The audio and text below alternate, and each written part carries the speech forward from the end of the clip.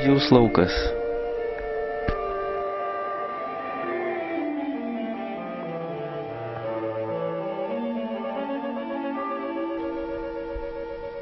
Biblijoje apie Podžiaus lauką net krikščioniui yra nelabai malonė istorija.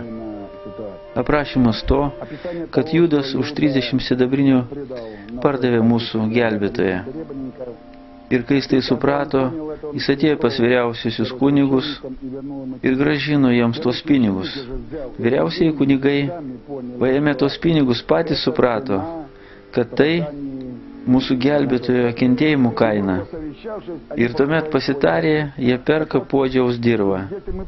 Įsivaizduokime Podžių, kuris susiruošė pradėti savo verslą. Pirmiausia, jisai ruošė savo žemę, kad nieks jam netrukdytų, kad nebūtų nuo kažko priklausomų. Pirmiausia, žinoma, jis tą žemę aptveria ir pradeda vežti molį. Ir tas įvežamas molis, jis tai yra toks, kaip aš prisimenu jį nuo vaikystės. Jis yra netikęs, sausas, akmenuotas ir iš jo praktiškai neįmanoma nieko pagaminti. Po to Podžius stipriai darbuojasi su to moliu. Jis jį minko, šiufeliuoja, išrenka iš jo akmenis, šiukšlės, šukės, per kurios gali sužeisti. Molis vartomas, minkomas ir pagaliau yra paruoštas naudojimui.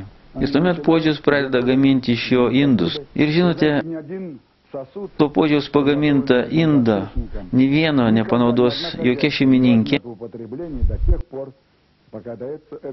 kol tas indas nebus apdegintas. Be ugninio krikšto, nė vienas krikščionis nepasiruošęs niekam. Tai tik tai minkšta ir pasiduodanti lengvai moliaus medžiaga. Ir kai tos indus patalpina į apdeginamą į pečių, tai vyksta tai, kas yra liūdna. Aš kai buvau dar mažas, 8 klasėje, mes pasisamdydavom padirbėti į nedidelę plytų gamyklą. Mes iš tų pečių ištraukdavome plytas po apdeginimo. Jos buvo karštos. Mums išduodavo po 2 poras pirštinių. Mes įeidame tenai, kur alsavo plytos karščių. Kiek buvo šūkių, žinote. Plytos neišlaikydavo tos ugnies. Patekdavo kalkių intarpai, patekdavo akmenukai ir plytos skildavo. Ir tą patį, jeigu mes įsivaizduosime pas Podžių, tie indai skilinėja. Ir šūkės išmetamos į lauką. Į jo lauką, kad niekam kitam netrukdytų. Ir taip metai, 2, 5, 10. Šūkių krūva auga ir galbūt jau siekia metrą. Ir žinot, mūsų akį džiugina, kai augalas prasimuša pro asfaltą. Ir mes žiūrime, kokią jėgą turi gamta. Tai per tą keramiką ir tas šukes joks želmuo neprasikals.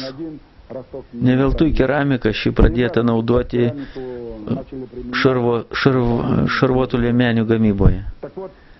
Taigi, mano supratimu, Podžiaus laukas tai kiekviena kolonija ir kiekvienas kalėjimas mūsų šalies teritorijoje. Šitos neišlaikiusius išbandymo žmonių likimus, sudaužytus, suskaldytus, išmeta į šitą Podžiaus lauką. Ir jie tenai metais, 10 ir 20 metų pasilieka vienoje ir toje pačioje būsenoje. Ir galit būti tikri, nė vieno gero želmens ten negali užaugti. Tai negyvas laukas.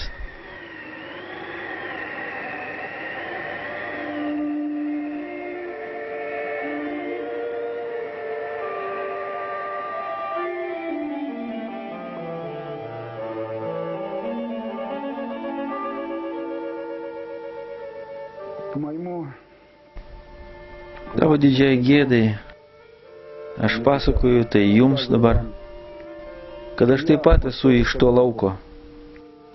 Ilgus metus aš praleidau tame lauke. Ir dar man tik sukako 18 metų, tai buvo taip senai, 63 metais. Aš pirmą kartą papuoliau į jį. Po 191 prim aš gavau savo eilinį bausmę. 202 3 dalis ir po to 146 perėjusi į 145 plėšimas, Ir po to paskutinė mano bausmė, 108 antra dalis, sunkus kūno sužalojimas. Ir aš atėjau su šita bausme į zoną, piktas, užsikietinės, vienišas. Tėtis su mama jau nesulaukė, kad aš tapčiau žmogumi, jie mirė. Sveikata buvo jau nebe ta, tiek daug metų praleista, kiek etapų praeita. Ir mano širdyje buvo vien žiaurumas ir piktis. Taip aš atėjau į zoną, 89 metai. Žiaurumas ir piktis, daugiau nieko širdyje. Ir ten pirmąsyk gyvenime aš pamačiau tikinčiuosius. Vieto aš buvau taip nustebęs, aš apėjau juos 2 kartus. Aš nepamačiau iš jų nei vieno tokio, kaip turėtų būti.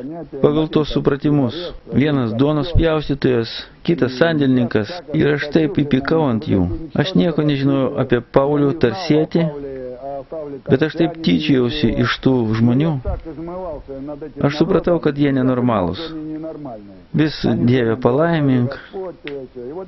Ir būdavo, kad aš prisigeriu, prisirūkau kažko ir kažko man lyg trūkdavo. Ir tuomet aš prisimindavau, kad yra tie tikintieji ir aš eidavau ir aš tyčiausi iš jų. Ir nuo to aš patirdavau tarsi kažkokį palengvėjimą. Ir štai praėjo keletą mėnesių ir į zoną atvažiavo krikščionių bažnyčia. Tiems, kurie buvo zonoje, tikėjusiems jos krikštyti. Ėjomės ten su draugais, stovėjome. Jie ten gėda giesmės, o mes trūkumus, privalumus aptariam. Мой друг, я от тебя не жду ответа на вопрос.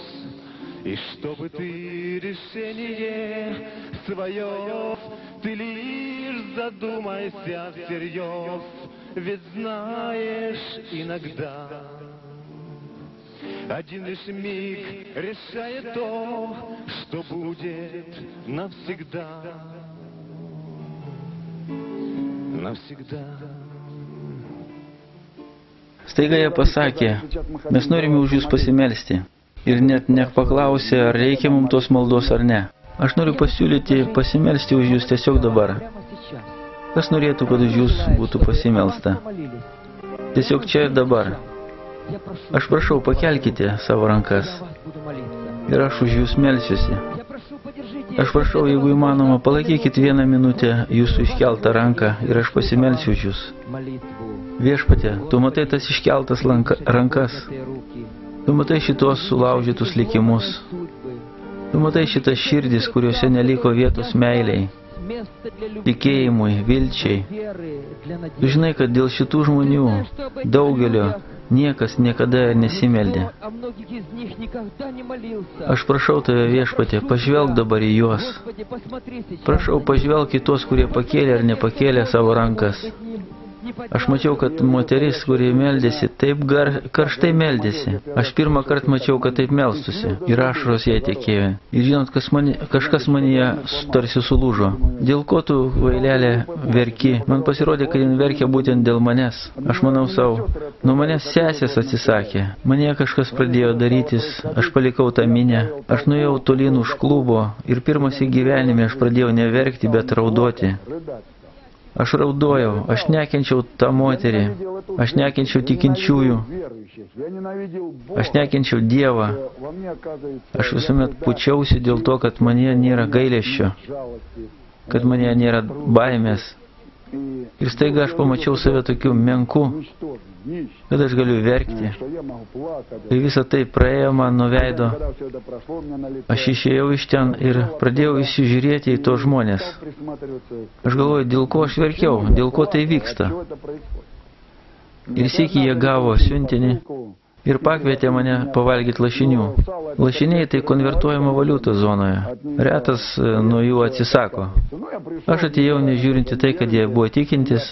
Aš pavalgiau su jais lašinių, o jie tuoj pat to pasinaudojo. Davė man, Volodė, va čia tau Evangelija. Paskaityk, tau reikalinga, kaip niekam kitam. Jos buvo dar ant papirosinio plono labai popieriaus, tokie mažiukai. Mažos knygelės. Aš lašinius tai suvalgiau, nepatogu atsisakyti. Paėmiau. Bet žinot, daskaičiau iki 2 skyriaus. Ir kai aš perskaičiau, kad Jėzus gimė ėdžiuose, aš žinau, kas tai yra ėdžius. Tai vieta, kur dedama maistą gyvuliams. Aš sakau, jūs nenormalūs, jūs šitam Dievui tikite, kuris kažkur tai tvartelėje gimė.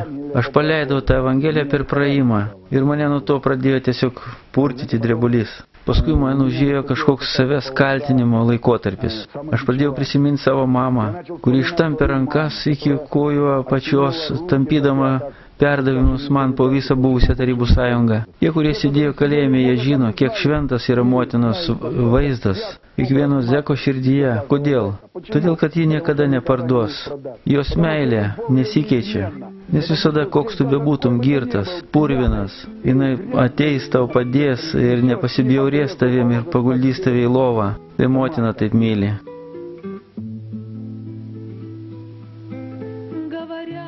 Ir toliau daina apie motiną, kaip mama melsdavosi, atsiklaupus ant kelio, maldavo už savo sūnų.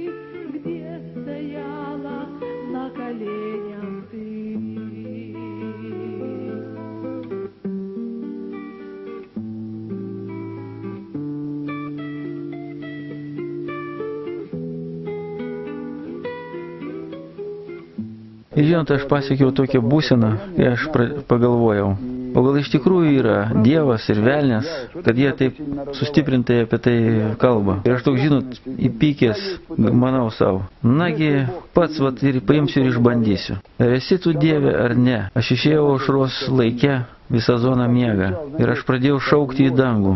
Aš taip šaukiau su tokiu pykčiu. Dieve, aš netikiu, kad tu esi, bet jeigu tu esi, ateik į mano gyvenimą. Duok man tave pamatyti ir patirti. Tuomet aš patikėsiu. Tuomet aš žiūrėjau, galvojau, gal jis man ranką pamos, o gal žvaigždė numes. Žinot, toks naivumas.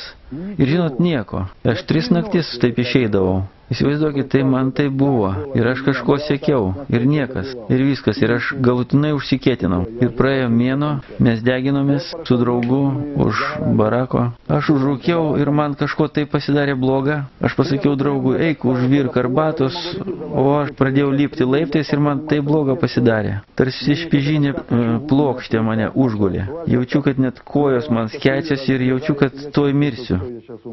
Kas tai buvo, nežinau, gal kažkoks priepuolis. Ir žinot, mirtis alsuoja į pakaušį, žmogus nusimeta nuo savęs tą kiautą, kuriame jisai slepiasi, kad jaustis ten jaukiai. Ir staiga visą tai nuo manęs nulėkė. Ir staiga aš sušukau to žodžius, kuriuo aš niekad nežinojau gyvenime. Aš sušukau, viešpatie, neleisk numirti be atgailos. Žinot, aš pirmas į gyvenime patyriau Dievo baimę. Aš supratau, kad Dievas yra ir aš supratau, kad jis mane išgirdo. Ir bėgte į būrį, kur gyveno tie tikintieji. Aš atėjau, jų nebuvo būryje, Jie buvo pietų valgykloje. Aš ateinu į valgyklą, jie sėdėjo už vieno stalo, ten 8 žmonės. O jiem tuo metu jau buvo leista 2 kartus per savaitę lankytis klube. Po 1,5 valandos jie ten pravesdavo tarnavimus. Aš priėjau prie jų ir sakau, jūs kada einate į klubą? O jie pagalvojo, kad aš vėl atėjau jo svajoti. Ir jie sako man, Volodė, ar neatsibodo dar tau tai? Aš sakau, jūs kada į klubą einate, aš atgailauti ateisiu. Nu, žinot, reikėjo matyti tuomet jų veidus. Tu atgailauti ir tas, kuomet įvyko rytoj. Aš ant savo kailio patyriau, kas tai yra. Jie į savo klubą eidavo pro visas sekcijas, o ir visą zoną pasipuikuodami vieni prieš kitus, visą bjaurumą, visą savo pasišlikštėjimą išliedavo tiem žmonėms į jų veidus, ausis, jų nugaras, o jie ėjo tylėdami, išklausydavo visą tai kiekvieną kartą. Ir štai rytojaus dieną jie eina ir paskui juos aš einu. Tokia tyla zonoje, aš girdėjau, kaip paukščiai skraido. Jokių šūksnių, tik pačiu paskutiniu momentu kažkas iš paskutinio sekcijos sušūko, Vovčik, tu ką nuėjai iš jų išpažinti priimti? Aš atėjau pas juos tada, jie tuomet kažkodėl meldėsi ant scenos. Atsistojo ratu ir sako, na, atgailauk dabar prieš viešpatį. Nu, žinot, atgailauk. Aš galvojau, ką tai reiškia, kaip pas tardytoje pagal protokolą, kur reikia viską surašyti. Ir aš klausiu, o kiek jūs būsit čia šiandien? Jie sako, 1,5 valandos. Aš sakau, jums reikėtų 2 mėnesius kokius stovėti, kol aš jums viską čia papasakočiau, ką aš dariau savo gyvenime. Jie sako man, Dievui nereikia viso to vardinti. Jis žino net ir tai, ką tu ir pats užmiršai. Tu pasakyk jam, kad esi nusidėjėlis. Žinot, niekad gyvenime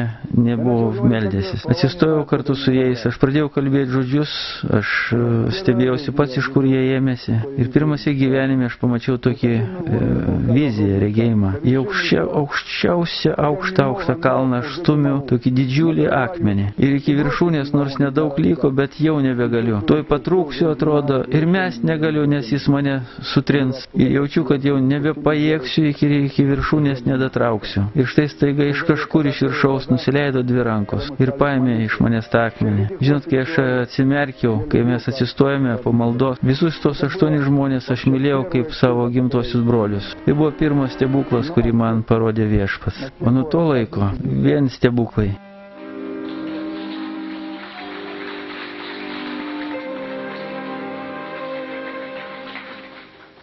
Praėjo nuo to laiko maždaug 2 metai.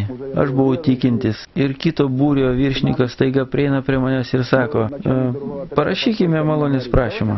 Jis pažinojo mane ir matė, kad aš tapau kitoks. O aš jam sakau, Viktorovič, koks malonės prašymas? 4 teistumai, tai 108 straipsnis. Ir toliau negu iki šiukšlių krepšio tas malonės prašymas nenukeliaus. O jis sako, mano lengva ranka. Aš atėjau, mes su broliais pasimeldėm, o jie man sako, tu nenusimink, parašyk, kas čia tokio. Aš pasimeldžiau ir parašiau. Paprastai rašo malonės prašymą Romanas, tikusis Dona. Aš parašiau tik 5 eilutes. O pabaigoje parašiau, jeigu jūs man ir neatleisit, tai man Dievas atleido. Nu ir mano visi buvę draugeliai vėl priejo ir sako, mes buvom tave įspėję, kad tau nuo tos religijos stogas nuvažiuos. Kur tu rašai malonės prašymą? Jeigu tavęs pasigailės, tai reikia visą zoną paleisti. Aš atverčiu jam Bibliją ir ten patarlėse parašyta karaliaus širdis Dievo rankoje. O jie taip atsistojo, pažiūrėsim. Jie žino apie tos dalykus ir visą gyvenimą praleido tam kalėjime. Ir matė, kaip kas vyksta ir jie suprato, kad šitas požiaus laukas nepramušama vieta, bet ten nieko gero negali būti. Jie tarsi iššūkį padarė man ir Biblijai. Paprastai, kai malonės prašymas keliauja, jisai maždaug užtrunka nuo 9 iki 10 mėnesių. O tai praėjo laikas nuo gegužės 1 ir iki rugpjūčio 24.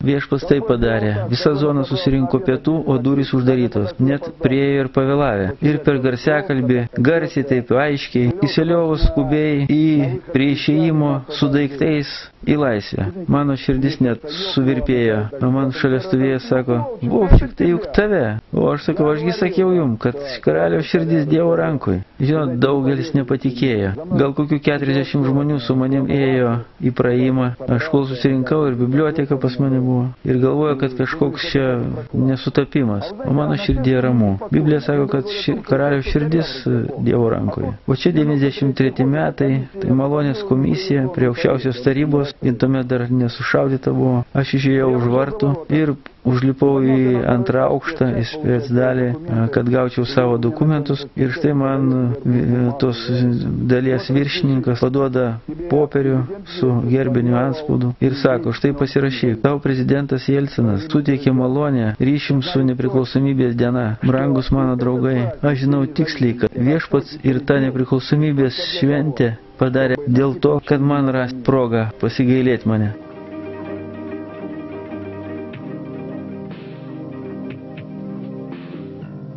Ir toliau seka daina apie tai, jeigu tavęs laukia kelionė į tolimą šalį, nespėliok, negalvok, pasiseks ar ne. Tiesiog saugok savo sielą.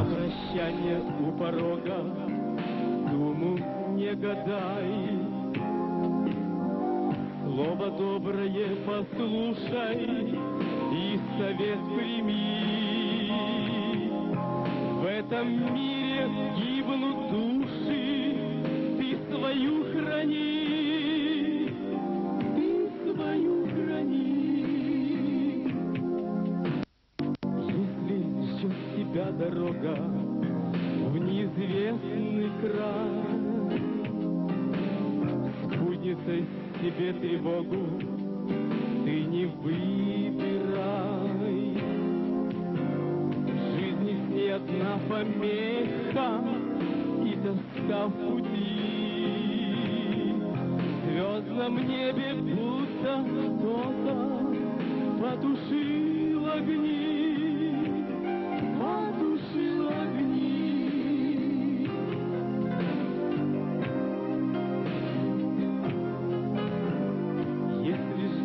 Тебя дорога в неизвестный край, не суди упавших строго, лучше поднимай. Может статься сам бессилий, где-то упадешь, ослабеют сердце крылья, веру надорвешь.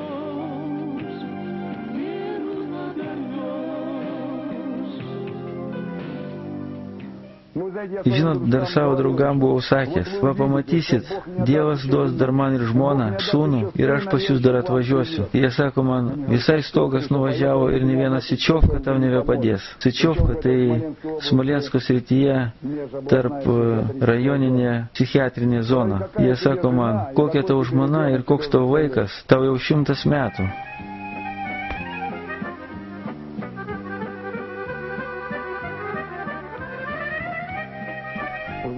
Žinote, anais metais aš buvau toje savo kolonijoje kartu su žmona ir kartu su savo sūnum. Aš pamokslavau ten klube, stovėdamas ten ant scenos ir laikydamas Nikitą ant savo rankų. Ir sakiau jiems, bet štai Biblija sako, išmėginkit mane, ar nebus atverti jums dangaus langai. Aš išbandžiau tai, ką davė man Dievas. Žinot, manęs nebuvo galima apgauti. Aš mačiau, jiems iškrisdavo tušinukai, jie užrišinėdavo batų raištelius. Jie verkė. Ir verkė ne dėl to, kad didžiavosi manimi, bet verkė dėl to, kad jie suprato, kad yra Dievas ir kad jų gyvenimas dar gali pasikeisti. Aš nespėjau dar truputį, nes parašyta, kuris gyrėsi, girkis viešpačiu. Be Nikitos Dievas padovanojo man dar kitą sūnų, jam 8 mėnesiai, o man dabar 54 metai. Dievas per tos 7,5 metų atstatė tai, ką velnias buvo atėmęs per visą mano gyvenimą.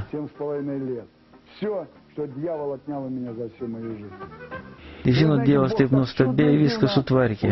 Aš meldžiausi ir prašiau Viešpatie, pasiųsk mane pas tokius kaip ir aš. Ir žinote, Dievas nugalėjo mane tuo, kad aš kai perskaičiau, ir turbūt daugelis čia skaitė iš esančiųjų Naują Testamentą, kai Jėzų kryžiavo, iš šonų kabėjo 2 plėšikai. Ir kuris kabėjo iš kairės, jis pikžodžiavo ir sakė, jeigu tu Dievo sūnus, nuženk nuo kryžiaus. O kuris kalbėjo iš dešinės, sako, nejaugi tu Dievo nebijai. Mesgi su tavim pagal mūsų darbus gavome, o jis nekaltai kenčia. Ir tas nusikaltėlis pirmas suprato, kad Dievas kentėjo nekaltai.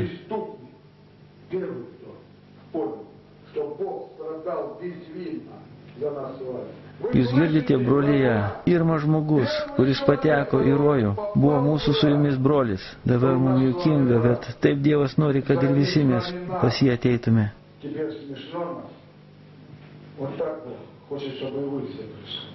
Aš tiksliai žinau, kai ateisiu į dangų, aš surasiu tą plėšiką, aš apkabinsiu jį ir pasakysiu, aš perskaičiau apie tave ir supratau, kad ir man Dievas gali atleisti. Nes žinot, velnės apgavikų vadinamas ne veltui. Nes žinot, per tą tarnavimo laiką bendraudamas su šitais žmonėm ir žmonės taip kalba akis į akį ir jie sako, per daug nuodėmių.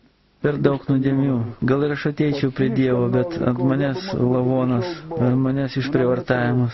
O velnės sėdi pastovi ant peties ir pučia. Tavęs negali pasigailėti, tau negali atleisti. Ir ta depresija nuveja žmogų į kilpą, verčia daryti kažką savo. Ir žmonės tiesiog nežino apie Kristaus meilę ir gailestingumą. Tai tas požiaus laukas ir liktų miręs. Jeigu Kristus Jėzus neatiduotų savo gyvybės už kiekvieną nusikaltėlį mūsų šalyje. Žinot, žmonės zonoje nenori to priimti. Žinot, kad aš zonoje meldžiuosi ir kalbu, kad Jėzus kentėjo ant kryžiaus tol, kol pačio paskutinio nuskriaustojo kaltė buvo nuplauta ir jis pasakė tuomet įvyko, tai šitie blatnieji murma. Bet терпел, пока грех самого последнего обиженного был смыт, тогда воскликнул свершилось. Nu, už mane galbūt, bet už tą nuskriaustai negali būti, kad Kristus būtų numiręs. Kristus myli visus. Jeigu tu, brangi siela, esi didelio klaustuko ženklo būsenoje, galbūt dar ne taip, galbūt tai yra kažkaip kitaip, o galbūt man dar reikia pagyventi nuodėmėse, paskui aš ateisiu. Brangus draugė, galbūt tai tavo išgelbėjimo laikas, galbūt dabar viešpats beldžiasi į tavo širdį. Neatidėk, sulenk savo kelius.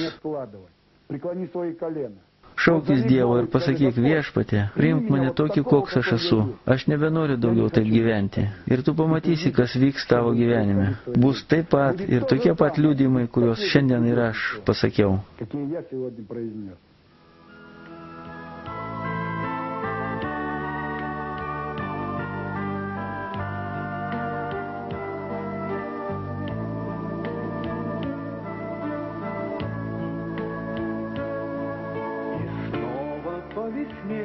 Цветет багульник, и снег журча уходит со двора. И вижу я слепой вчерашний богохульник, как много на земле